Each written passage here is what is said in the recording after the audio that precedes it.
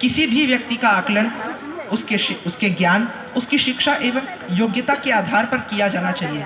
मगर ये एक चिंता का विषय है कि भारतीय संविधान में होते हुए भी कई जगहों पर, कई समाज में लड़कियों को शिक्षा का अधिकार नहीं है। बहुत सी जगह पर आज भी लड़कियों को अशिक्षित रखना, जल्दी बाल अवस्था में घर गृहस्थी सौंप देना कायम है। इसी रूढ़िवादी सोच पर प्रहार करती हुई एक विख्यात एकांकी रीढ़ की हड्डी जगदीश चंद्र माथुर जी द्वारा प्रस्तुत होने जा रही है। मैं सभी एकांकी प्रतिभागियों को यहाँ पर धन्यवाद बुलाना चाहूँगा और यहाँ उपस्थित सभी जनसमूह, प्रतिष्ठित मुख्य अतिथि, आदरणीय प्रधानाचार्य महोदय एवं सभी अध्यापक अध्यापिकाओं से निवेदन है कि इन सभी का करताल ध्वनि से स्वागत एवं अभिनंदन कीजिए।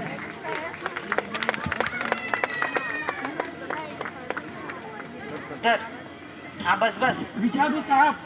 और क्या करेगा, परमात्मा के यहाँ जब अक्ल बटरी थी देर से पहुंचा था क्या? बिछा दो साहब। अबे हंसता क्यों है बे? हमने भी कसरतें की है जवानी में, कलसों से नहाते थे लोटों की तरह। और वो चेयर ठीक करना, जरा चेयर ठीक कर। अभी तक छड़ी नहीं बिछाई? अच्छा जा, पूजा वाली कोठरी में लकड़ी के बक्स के ऊपर धुले हुए कपड़े रखे हुए हैं, उन्हीं में से एक चद्दर उठा ला। और दड़ी? दड़ी यही तो रखी है कोने में, वो पड़ी तो है। और हाँ, बीवी जी के कमरे से हारमोनियम उठा ला, जल्दी जा। लेकिन तुम्हारी लाडली बेटी तो मुंह फुलाए पड़ी है। मुंह फुलाए? और तुम उसकी माँ किड्स मर्स की दवा हो। जैसे तैसे करके तो वे लोग पकड़ में आए हैं। तो मैं ही क्या करूं? सारे जतन करके तो हार गई। तुम्ही ने उसे पढ़ा लिखा कर इतना सिर चढ़ा रखा है। मेरी समझ में तो पढ़ाई लिखाई के जंजल आते नहीं।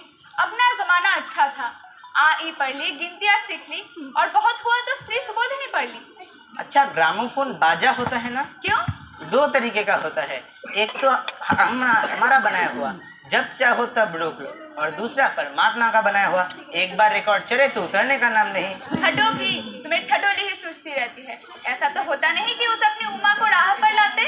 आजकल तो लड़की कितनी भी सुंदर हो, बिना टिमटाम के भला कौन पूछता है। इसी मारे मैंने तो उसके सामने पाउडर वाउडर भी रख दिया था, लेकिन ना जाने उसे इन चीजों से किस जन्म की नफरत है।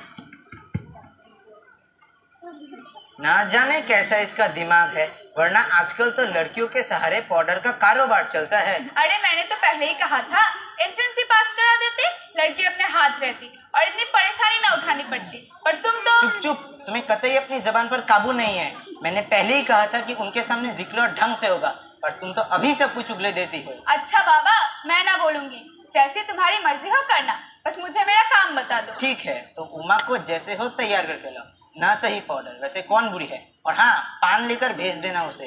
नाश्ता तो तैयार है ना? आ गया रतन, चल बाजा नीचे रख दे। नीचे नाश्ता तो तैयार है, मिठाई तो वो लोग ज्यादा खाएंगे नहीं, कुछ नमकीन चीज बना दी है और टोस्ट भी। मगर हाँ, मक्खन तो आया ही नहीं। क्या कहा? मक्खन नहीं आए? अब तुम्हें भी किस वक्त याद आती है? जानती हो कि मक्खन वाले की दुकान यहाँ से दूर है। अब बताओ, रतन यहाँ काम करेगा कि मक्खन लाने जाएगा? यहाँ का काम कौन ज्यादा है? कमरा तो सब ठीक ठाक है ही, बाजा आ ही गया, नाश्ता यहाँ बराबर वाले कमरे में ट्रे में रखे हुए हैं, सो तुम्हें पकड़ा दूंगी। एक आध चीज खुद ले आना, इतनी देर में रतन मक्खन ले ही आएगा, तो आदमी ही तो है। हाँ, एक तो बाबू गोपाल प्रसाद है और दूसरा खुद लड़का है। देखो, उमा से कहना जरा करीने से है, ये लोग जरा ऐसे ही है। गुस्सा तो मुझे भी आता है इनके दकियानुसी ख्यालों पर। खुद पढ़े लिखे हैं, सभा सोसाइटी के जाने वाले हैं, लेकिन लड़की चाहते ऐसी जैसी कम पढ़ी लिखी हो। और लड़का? बताया तो था तुम्हें, बाप शेर है तो बेटा सवा शेर है। बीएससी के बाद लखनऊ में ही तो पढ़ता है, मेडिकल कॉलेज में। कहता है शादी का सवाल दूसरा है, तालीम का दूसरा। क्या करे, मजबूरी है। मतलब बाबूजी, क्या है? कोई आता है। अरे प्रेमा, जल्दी करो, वो भी आ गए। तू यही खड़ा है, गया नहीं मक्खन लाने?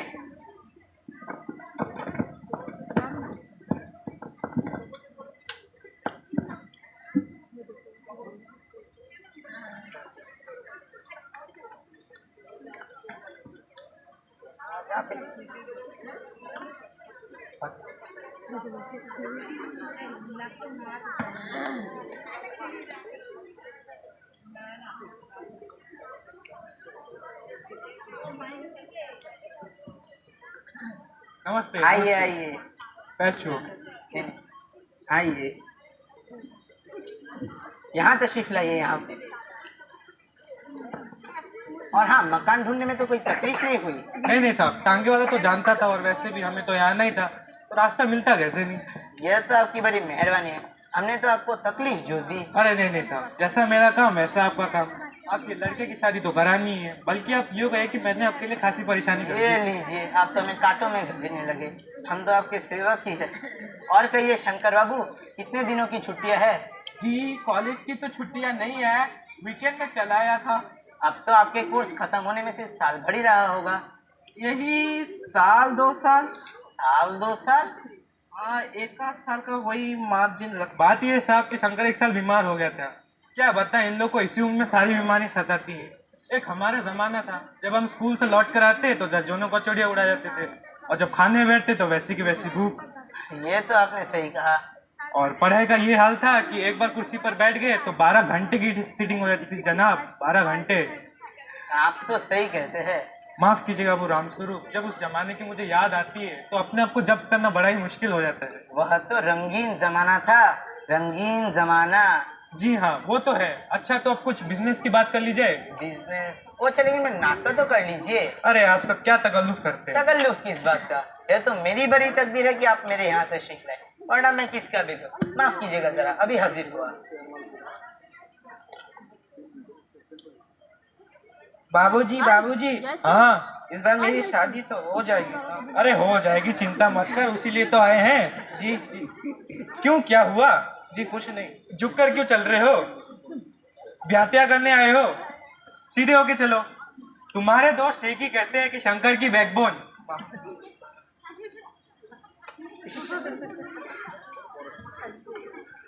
आखिर आप माने नहीं? आपको विलायती चाय पसंद है या हिंदुस्तानी? नहीं नहीं साहब, मुझे आधा दूध और आधी चाय दीजिए, और चीनी ज्यादा डालिएगा। आजकल का तो नया फैशन मुझे पसंद नहीं बिल्कुल। आप तो बिल्कुल सही कहते हैं। सुना है सरकार ज्यादा चीनी लेने पर टैक्स भी लगा रही है। सरकार जो चाहे सो कर ले, लेकिन सरकार को आमदनी करनी है तो एक ही चीज पर करनी चाहिए, वह क्या? खूबसूरती पर टैक्स। मजाक नहीं साहब, ये ऐसा टैक्स है कि देने वाले चू भी ना करेंगे। बस शर्त यह है कि हर एक औरत पर छोड़ दिया जाए कि वो अपने स्टैंडर्ड के मुताबिक अपने ऊपर टैक्स पे कर लिए, तो देखिए सरकार की आमदनी कैसी बढ़ती है। वाह वाह, क्या खूब सोचा आपने। वाकई आजकल यह खूबसूरती का सवाल बेढब हो गया है। हमारे जमाने में यह तो कभी उठता ही न था। कभी नहीं साहब, कभी नहीं। आपका क्या ख्याल है शंकर बाबू? जी किस मामले में? यही कि शादी तय करने में खूबसूरती का सवाल कितना होना चाहिए? ये बात दूसरी अबू रामस्वरूप, मैंने आपसे पहले ही कहा था कि लड़की का खूबसूरत होना निहायत जरूरी है, चाहे वो कैसे भी हो, चाहे वो पाउडर वगैरह लगाए, चाहे ब्यूटी पार्लर जाए। बाबूजी वो ब्यूटी पार्लर नहीं होता है, ब्यूटी पार्लर होता है। और जो भी हो, कहने का मतलब ये है कि हम आप मान भी जाएं, लेकिन घर के औरतें तो राजी ही नहीं होती। आपकी लड़की तो ठीक है। हाँ, वह तो अब देख ही लीजिएगा। देखना क्या, जब आपसे इतनी बातचीत हो चुकी है तो इसे रस समझिए। हाँ, यह तो आपकी बड़ी मेहरबानी है। और जन्मपत्र तो मिल ही गया होगा। जी, जन्मपत्र के मिलने का क्या मुश्किल है, ठाकुर जी के चरणों में रख दिया था, बस खुद ब खुद मिल गया, समझिए। ये तो बिल्कुल कहा आपने, लेकिन हाँ, ये जो मेरे कानों में भनक पड़ी है ये तो गलत है ना। क्या? यही पढ़ाई लिखाई के बारे में। जी हाँ, साफ बात है, हमें पढ़ी लिखी लड़की तो चाहिए ही नहीं, मैम साहब तो रखनी नहीं। कौन भुगतेगा उनके नखरों को? हद से हद मैट्रिक पास। जी क्यों शंकर? जी कोई नौकरी तो करानी नहीं। नौकरी का तो कोई सवाल ही नहीं उठता। और क्या साहब, देखिए कुछ लोग मुझसे कहते हैं कि जब आप अपने लड़कों को BA तक पढ़ाए है तो उनके बहुएं भी ग्रेजुएट लीजिए। अरे मर्दों का काम ही होता है पढ़ना लिखना और काबिल होना। अगर औरतें भी ये सब काम करने लग गए, अंग्रेजी अखबार पॉलिटिक्स वगैरह पे बहस करने लग गए, तो हो गई गृहस्थी। जनाब, मोर के पंख होते हैं मोरनी के नहीं, शेर के बाल होते हैं शेरनी के नहीं। जी हाँ, और मर्द की दाढ़ी होती है औरत की नहीं। कहने का मतलब ये है कि कुछ बातें इस दुनिया में ऐसी हैं जो सिर्फ ऊंची तालीम में से रखती है। चाय और लीजिए। नहीं नहीं साहब, अब तो रहने दीजिए। आपने तो कुछ खाया ही नहीं, नाश्ते में टोस्ट भी नहीं थे, क्या बताए वह मक्खन। नाश्ता ही तो करना था, पेट थोड़ा ना भरना था, और वैसे भी मैं टोस्ट वोस्ट तो खाता नहीं। यह आपने सही कहा। अरे जरा पान भिजवा देना, सिगरेट मंगाओ। जी नहीं जी। यह आपकी लड़की है, लाओ बेटी पान मुझे दो। चश्मा? जी वह पिछले महीने में इसको आंखों की दुखनी आ गई थी ना, तब लगाना पड़ा था। पढ़ाई लिखाई की वजह से तो नहीं? नहीं साहब, वह तो मैंने आपको अर्ज किया ना। बैठो बेटी बैठो। बैठ जाओ माँ, इस तक पर। चाल में तो कुछ खराबी है नहीं, चेहरे पर भी छवि है। हाँ, कुछ गाना बजाना सीखा है? जी हाँ, हारमोनियम भी और बाजा भी। सुनाओ तो उमा एक आध गीत हारमोनियम के साथ। मेरे तो गिरिधर गोपाल दूसरो न कोई। वाह वाह वाह वाह, क्या गाती है आपकी लड़की। क्या हुआ, गाने को पूरा करो उमा। नहीं नहीं साहब, अब तो रहने दीजिए, लड़की आपकी अच्छी गाती है। अभी ठहरो बेटी। थोड़ी और बैठी रहो उमा। अच्छा बेटी, तुमने कोई पेंटिंग वेंटिंग भी? हाँ, वह तो मैंने आपको बताना भूल ही गया था।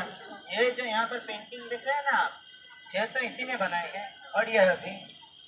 ये तो बहुत अच्छा है, खूबसूरत। हाँ बेटी, तुमने कोई सिलाई वगैरह किया है? सिलाई का तो सारे घर का किसी के जिम्मे में रहती है, यहाँ तक कि मेरी कमी से। ये तो बहुत अच्छा है। हाँ बेटी, तुमने कुछ इनाम भी जीते हैं? जवाब दो उमा, लड़की आपकी जरा शर्माती है। जरा इसे भी तो मुंह खोलना चाहिए। क्या जवाब दूं बाबूजी? जब कुर्सी मेज बिकती है तब दुकानदार कुर्सी मेज से कुछ नहीं पूछता, सिर्फ खरीदार को दिखला देता है। पसंद आ गई तो अच्छा है, वरना उमा, मुझे कह लेने दीजिए बाबूजी। ये जो महाशय मेरे खरीदार बनकर आए हैं, इनसे जरा पूछिए कि क्या लड़कियों के दिल नहीं होते? क्या उनको चोट नहीं लगती? क्या वे बस भेड़ बकरियां हैं जिन्हें कसाई अच्छी तरह देखभाल। बाबू राम स्वरूप, क्या आपने मेरी इज्जत उतारने के लिए मुझे बुलाया था? जी हाँ, और हमारी बेइज्जती नहीं हो रही जो आप इतने देर से नाप तोल कर रहे हैं। और अपने इन साहबजादे से पूछिए कि ये पिछले फरवरी में लड़कियों के हॉस्टल के इर्द गिर्द क्यों घूम रहे थे और वहाँ से कैसे भगाए गए थे। बाबूजी चलिए। लड़कियों के हॉस्टल में? क्या तुम कॉलेज में पढ़ती हो? जी हाँ, मैं कॉलेज में पढ़ी हूँ। मैंने बीए पास किया है। कोई पाप नहीं किया, कोई चोरी नहीं की, और ना ही आपके पुत्र की तरह ताक झाँक कर कायरता दिखाई है। मुझे अपने मन और इज्जत का ख्याल तो है, लेकिन इनसे पूछिए कि ये नौकरानी के पैरों पड़कर अपना मुंह छिपाकर कैसे भागे थे। बस हो चुका बाबू राम स्वरूप, आपने मेरे से दगा किया। आपकी लड़की बीए पास और आपने मुझसे कहा कि मैट्रिक तक पढ़ी है। मैं चलता हूँ। जी हाँ, जाइए, जरूर चले जाइए, लेकिन घर जाकर जरा ये पता लगाइए कि आपके लाडले बेटे की रीढ़ की हड्डी है भी या नहीं, यानी बैकबोन। बेटी रो रही है। बाबूजी मक्खन।